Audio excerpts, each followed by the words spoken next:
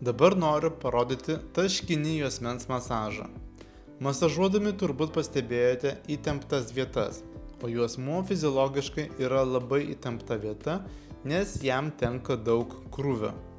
Įspėju, jog šis būdas yra skausmingesnis. Šį metodą galite atlikti taip.